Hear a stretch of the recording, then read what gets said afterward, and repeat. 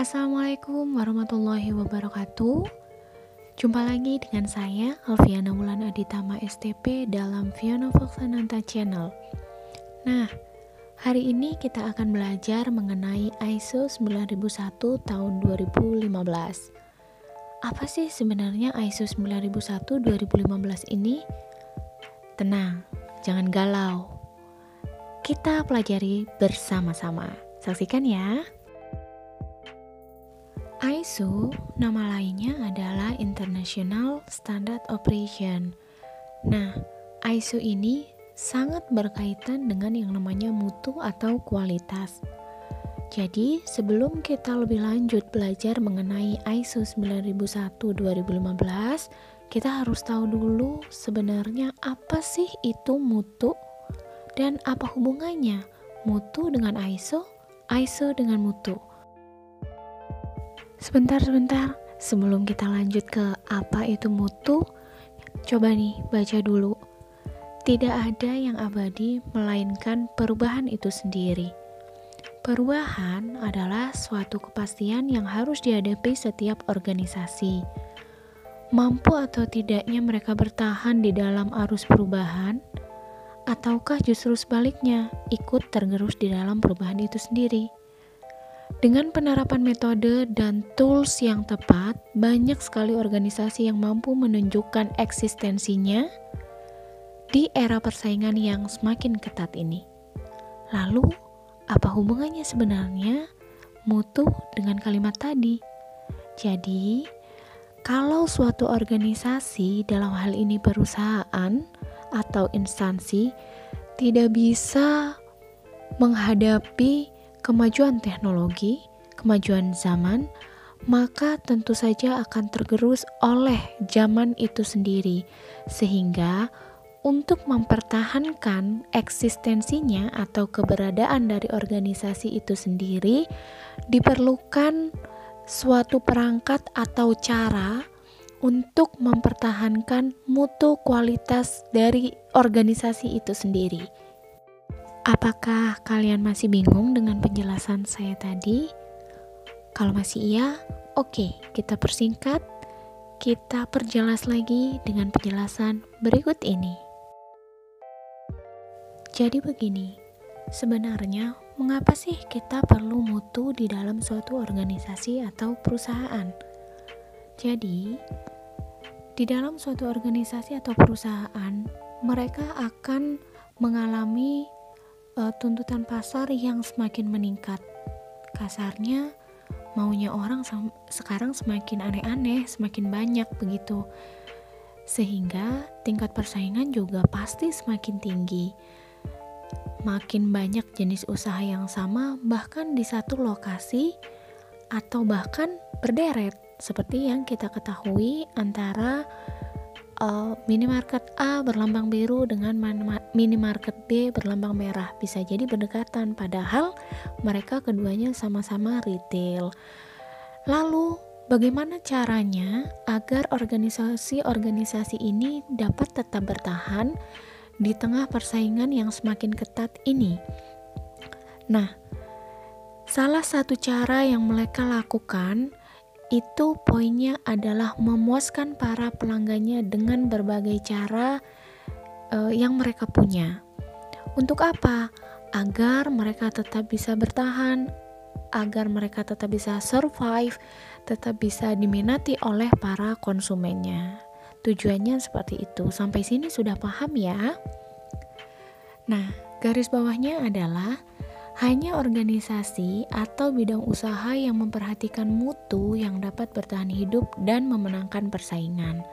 Kenapa begitu, Bu? Iya, karena sekali lagi, jika organisasi tersebut tidak lagi mementingkan kepuasan para pelanggannya, maka pelanggan akan lari ke organisasi lain yang lebih mementingkan kepuasan para konsumen. Sehingga organisasi tadi yang tidak lagi mementingkan mutu dari pelayanannya, dari produknya dan lain sebagainya, jelas tidak akan dilirik, jelas akan kolaps. Nah, sekarang kita ke teori dulu. Sebenarnya apa sih definisi mutu itu? Menurut beberapa ahli, kalian bisa baca sendiri di poin yang hijau. Itu adalah nama-nama para ahli yang menyebutkan definisi tentang mutu. Ada yang menyebutkan bahwa mutu adalah sesuai dengan kegunaan, kemudian memenuhi persyaratan pelanggan, memenuhi harapan pelanggan, atau kepuasan pelanggan. Intinya adalah satu, mutu adalah fokus pada kepuasan pelanggan. Itu dia. Nah, kepuasan pelanggan itu sendiri ada beberapa tingkatnya. Yang pertama, pelanggan hanya puas sesuai harapannya. Jadi dari rumah dia sudah mengharapkan, oh nanti pasti saya akan mendapat pelayanan seperti ini. Dan memang ketika dia ke lokasi, dia mendapatkan pelayanan sesuai dengan apa yang dia sudah pikirkan. Itu namanya customer satisfaction. Kemudian yang kedua, pelanggan puas karena mendapatkan lebih dari harapannya. Jadi ada satu harapan A, tapi ternyata dia dapat lebih, dapat A+ gitu. Itu namanya delight customer. Yang ketiga adalah loyal customer. Itu pelanggan sangat bergantung kepada kita. Jadi kepuasan pelanggan dia udah nyerahin aja. Puas atau tidaknya dia itu tergantung sikap dari organisasinya, tergantung bagaimana organisasi melayani pelanggan tersebut. Kemudian yang terakhir ada advocate customer. Jadi pelanggan itu merekomendasikan kita kepada orang lain. Ini sudah puncaknya, berarti pelanggan sudah sangat-sangat menyukai organisasi tersebut, sudah sangat puas dengan pelayanan atau produk dari organisasi tersebut. Ada beberapa persepsi yang salah. Bermutu, ada banyak orang yang bilang bahwa bermutu itu standarnya tinggi, sulit dicapai. Itu salah. Kemudian ada yang bilang mutu hanya dapat dilihat dari hasil kerja. Itu juga salah. Atau mutu hanya menjadi tanggung jawab bagian tertentu. Jelas salah, karena mutu tanggung jawab bersama semua pihak, begitu ya. Mutu terbatas pada produk barang atau produk fisik. Nah, ini juga salah. Karena mutu pelayanan juga sangat harus diperhatikan. Bermutu adalah mahal. Oh, tentu salah. Karena tidak semua yang bermutu itu pasti mahal. Lalu bagaimana sih Bu agar suatu organisasi itu dapat bermutu? Jadi di dalamnya harus ada sistem. Sistem itu merupakan suatu proses atau kegiatan yang meliputi perencanaan, kemudian dilaksanakan, dipantau pelaksanaannya, diukur apakah sudah tepat dengan perencanaan sebelumnya, kemudian ditinjau, adakah kekurangan, dicatat, baru yang terakhir ditindaklanjuti. Nah, dalam hal ini, sistem yang dimaksud itu biasa disebut dengan PDCA, Plan, Do, Check, dan Action. Membangun penerapan sistem manajemen mutu sangatlah tidak mudah. Terkadang harus dipaksa dulu. Walaupun merasa terpaksa, tetap saja dilakukan. Akhirnya, dari dipaksa, terpaksa, menjadi bisa. Dari bisa, akhirnya ngerasa biasa aja. Ya memang sudah bisa, begitu. Lalu karena sudah biasa, menjadi suatu kebiasaan atau habit. Dan yang terakhir, karena memang sudah terbiasa, ya akhirnya budaya. Artinya kalau tidak dikerjakan, itu dia merasa ada yang kurang aja gitu. Nah, kalau dia sudah di titik seperti ini, artinya sistem manajemen mutu di lingkungan tersebut sudah terbentuk.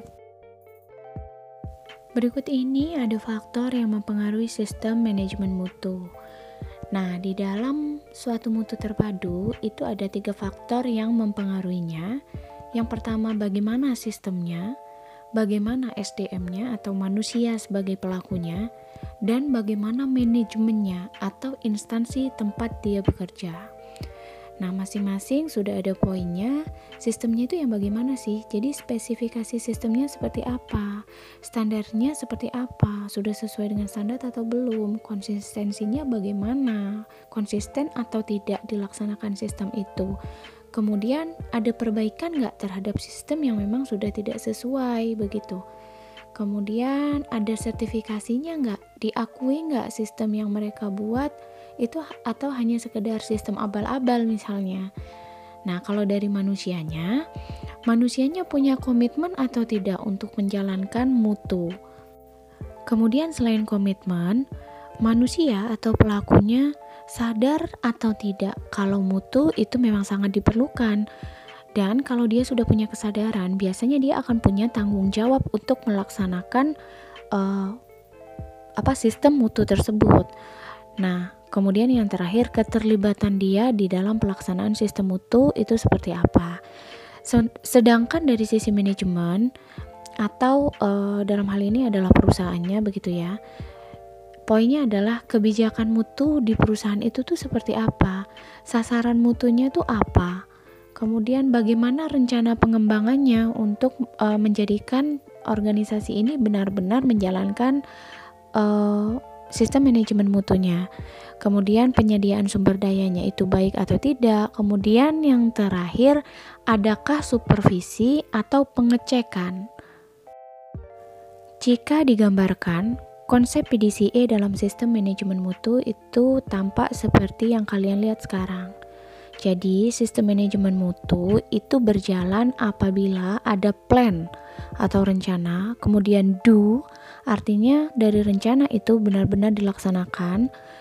Berikutnya adalah check, artinya setelah direncanakan, kemudian dijalankan, dikoreksi apakah sudah sesuai dengan plan tadi atau belum.